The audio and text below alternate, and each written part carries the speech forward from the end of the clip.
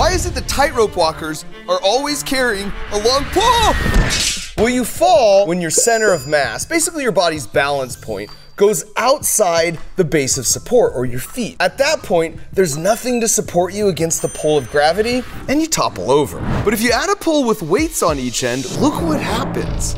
Adding the weights pulls your cumulative center of mass below your support base. So toppling over now requires it to move up. Gravity is now your friend. It constantly pulls the center of mass back down to stabilize things out. It's the same thing with these balancing bird toys. The wings are weighted, so the center of mass is actually below its balancing point at the beak. Although holding the pole low does lower their center of mass, they don't use huge weights. And that's because the biggest benefit of the pole comes from the length. These two rods weigh the same, but when I spin them with the same force, the shorter one rotates way faster than the longer one. That's because the longer one has more rotational inertia, meaning it's harder to rotate. So if you hold a long pole, that actually makes you harder to rotate as well. And you actually know this, which is why when you're trying to balance, you automatically put your arms out. But there's another trick to stay on a tightrope that doesn't require a pull at all. And it's actually one of the really fun Crunch Labs toys that gets delivered right to your porch, where you build it yourself as I teach you all the juicy physics that make them work. For example, the secret to this tightrope walker. So click through to crunchlabs.com for the most fun and brain-growing holiday gift ever.